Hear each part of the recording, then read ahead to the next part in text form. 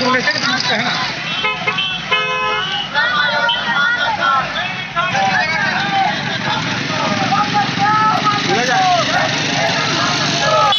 3000 से ज़्यादा ऐसे सहायक शिक्षक हैं जिन्हें नौकरी से निकाल दिया गया है। कोर्ट के आदेश के बाद इन्हें नौकरी से निकाला गया है। अपनी नौकरी को वापस मांगने के लिए ये लोग ये तमाम धरना प्रदर्शन कह रहे हैं। इनका क्या कहना है आपको बताते हैं। सरकार हमारी क्यों नहीं सुन रही सर? सरकार हमारी गुहार सुने, हम आ रहे हैं उनके पास दंडवत प्रणाम करते हुए। जो समिति बनी है वो नौकरी देने के लिए बनी है कि अभी भी सोच रही है कि नौकरी देंगे कि नहीं देंगे?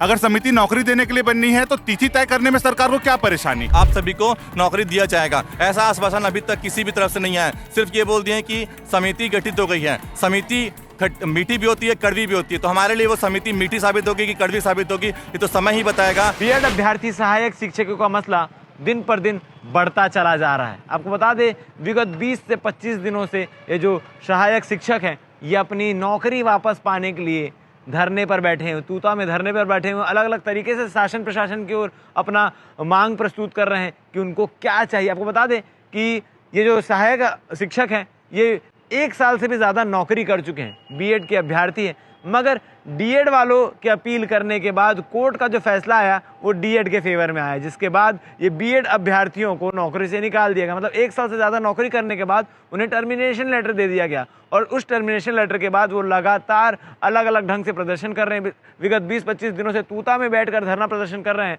जिसमें कई तमाम जो बड़े बड़े नेतागण हैं वो भी इनके धरनाओं में शामिल हुए हैं इनको न्याय दिलाने के लिए। इनकी मांग क्या है और वो किस किस प्रकार से लगातार, आपको बता दें कि ये जो अभ्यर्थी हैं आज हनुमान मंदिर माना बस्ती से लेकर सदानी दरबार तक दंडवत होते हुए जा रहे हैं। मतलब पूरे रोड में, पूरे सड़क में वो लाइन से लेटते हुए और सरकार को दंडवत प्रणाम करते हुए आगे तक जा रहे हैं। ये रैली निकाले हुए हैं वो लोग। इससे पहले भी कई अलग प्रकार से ये लोग धरना दे चुके हैं, जैसे कि मुंडन, सामूहिक मुंडन का कार्यक्रम हो, चाहे वो जल सत्याग्रह का कार्यक्रम हो, चाहे वो गौ सेवा और एनसीटीसी की शव यात्रा हो। तमाम तरीकों से इन्होंने सरकार को जागरूक कराने का प्रयास किया है कि हमारे साथ जो हो रहा है, यानी जो सहायक शिक्षकों के साथ हो रहा है, वो अन्याय है। लगभग 3000 से ज़्यादा ऐसे सहायक शिक्षक हैं जिन्हें नौकरी से निकाल दिया गया है। कोर्ट के आदेश के बाद इन्हें नौकरी से निकाला गया है। अपनी नौकरी को वापस मांगने के लिए ये लोग ये तमाम धरना प्रदर्शन कह रहे हैं। इनका क्या कहना है आपको बताते हैं। ये कहते हैं कि यही हमारा सम्मान है। हम कठिन परिस्थितियों में दुर्गम क्षेत्र में मेहनत करके मुख्य धारा से जुड़ते हुए यह सेवा प्राप्त की है।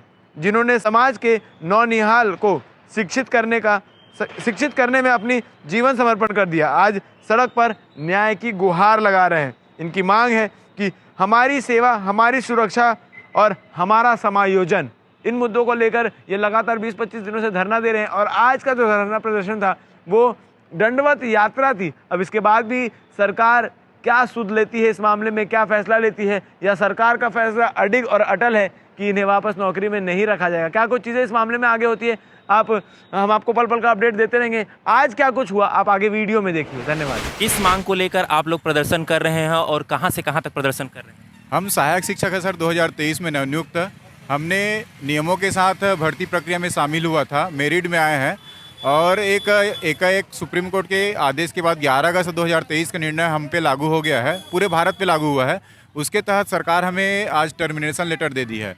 उसी संदर्भ में हम आज सरकार को ध्यान आकर्षण कराने के लिए विभिन्न माध्यमों से हमने मुंडन कार्यक्रम, हवन का कार्यक्रम और उसके साथ साथ हमने जल समाधि भी ली है, लेकिन आज सरकार ने हमारी एक नहीं सुनी है। इस संबंध में आज हम दंडवत प्रणाम करते हुए आज यात्रा निकाले हैं।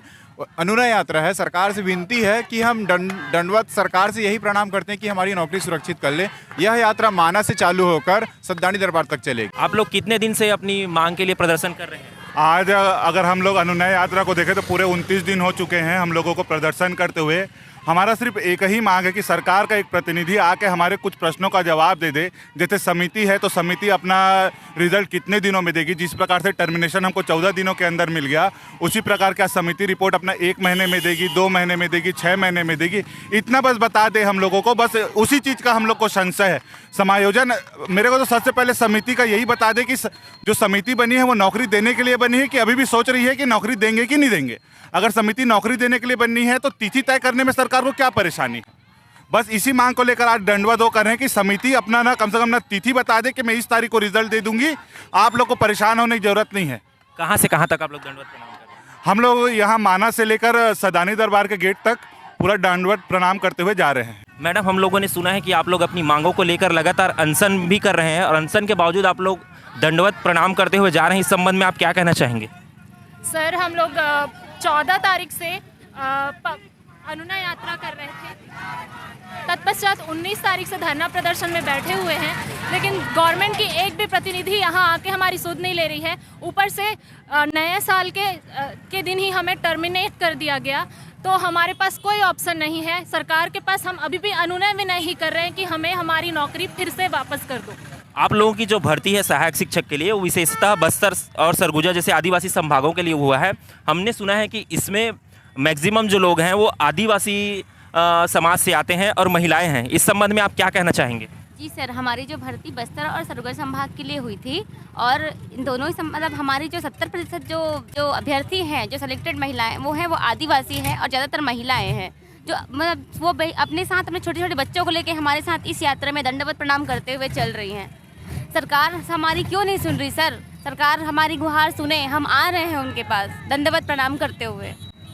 क्या कहना चाहेंगे सरकार को आप लोग? सर, सरकार जल्द से जल्द हमारे लिए कोई निर्णय ले। हम जो है वो 1 महीने से जो है वो इस आंदोलन में शामिल हैं। हम मानसिक और शारीरिक रूप से पूरी तरह से थक चुके हैं सर। हमारी बहुत विनती है सरकार से कि प्लीज़ हमारी मांग सुने, हमारी नौकरी सुरक्षित करें, हमारी नौकरी वापस करें। हम लोगों ने सुना है कि आप लोगों की नौकरी को बचाने के लिए एक समिति का गठन किया गया है छत्तीसगढ़ सरकार द्वारा, तो उसके संबंध में आप क्या कहना चाहेंगे? सर, कमेटी तो गठित हो गई है, लेकिन कमेटी क्या वर्क कर रही है और अभी तक उसका एक बैठक भी हुआ है कि नहीं हुआ है, इसको सार्वजनिक किया जाए। जब तक बैठक हो रही है और उसमें जो भी समस्या के लेके यदि समाधान कर रहे हैं तो वो सारी चीज़ों को सार्वजनिक होना चाहिए कि पहला बैठक हो गया है, ये चीज़ों पे हमने चर्चा किया है। और सरकार यदि चाहती है कि जल्द से जल्द इसमें फैसला लिया जाए तो समिति को भी एक समय दिया जाए, समय बांधा जाए। और अभी भी कोई जनप्रतिनिधि सामने आके ये नहीं बोले हैं या फिर कोई मंत्रीगण आके ये नहीं बोले हैं कि हमने एक समिति गठन कर दिया है और आपको निश्चिंत रहिए, आप लोगों की नौकरी सुरक्षित होगी। आप कहीं ना कहीं आप सभी को नौकरी दिया जाएगा, ऐसा आश्वासन अभी तक किसी भी तरफ से नहीं आया। सिर्फ ये बोल दिए हैं कि समिति गठित हो गई है। समिति मीठी भी होती है, कड़वी भी होती है, तो हमारे लिए वो समिति मीठी साबित होगी कि कड़वी साबित होगी ये तो समय ही बताएगा। लेकिन कम से कम समिति की समय सीमा तय होना चाहिए और समिति हमारे लिए काम करे, ऐसा आश्वासन हमें माननीय शिक्षा मंत्री जी की तरफ से हम चाहते हैं।